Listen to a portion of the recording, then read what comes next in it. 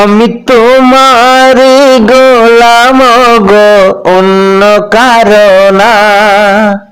আমি তোমার গোলাম গো, অন্য কারো না। আলিমুল গাইব তুমি, মালিক রাব্বানা। আলিমুল গাইব তুমি, মালিক রাব্বানা। কোরআনের জ্ঞানই হচ্ছে প্রকৃত জ্ঞান, আর এ জ্ঞানের প্রচার ও প্রসারের মধ্যেই নিহিত আছে মানবতার প্রকৃত কল্যাণ। ইসলামের দৃষ্টিতে এই জ্ঞানের বাহক ও শিক্ষার্থীগণই হচ্ছে সর্বোত্তম মানুষ। দারসে হাদিসে উল্লেখ আছে, হযরত উসমান রাদিয়াল্লাহু তাআলা আনহু থেকে বর্ণিত, নবী করিম সাল্লাল্লাহু আলাইহি সাল্লাম ইরশাদ করেছেন, তোমাদের মধ্যে সে ব্যক্তি উত্তম যে নিজে কোরআন শিক্ষা করে এবং অপরকে শিক্ষা দেয়। পবিত্র কোরআন মহান আল্লাহর চিরন্তন ও শাশ্বত বাণী। ইহা উচ্চতর জ্ঞান বিজ্ঞানের অতল সমুদ্র এবং বিশ্ববাসীর জন্যে সঠিক পথ প্রদর্শনকারী।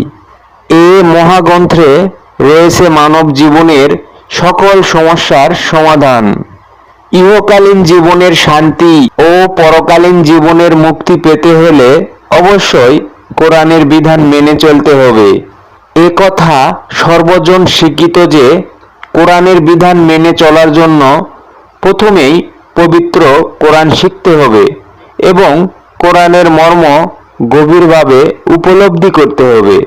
অতঃপর অপরকে কোরআন শিক্ষা দিতে হবে।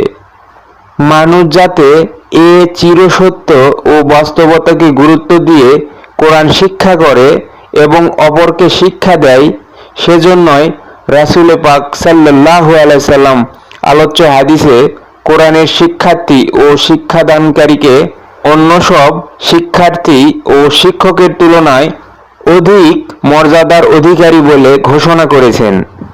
অপর হাদিসে কোরআন পাঠের মর্যাদা প্রসঙ্গে বলা হয়েছে, হযরত ইবনে ওমর রাদিয়াল্লাহু তাআলা আনহু থেকে বর্ণিত, রাসূল সাল্লাল্লাহু আলাইহি সাল্লাম বলেছেন, তিন ব্যক্তি কিয়ামতের পক্ষকালীন মহা আতঙ্কে আতঙ্কিত হবে না এবং তাদের কোনো হিসাব দিতে হবে না, বরঞ্চ তারা সমগ্র সৃষ্টি জগতের হিসাব গ্রহণ শেষ হওয়া পর্যন্ত একটি মেস্কের পাহাড়ে থাকবে।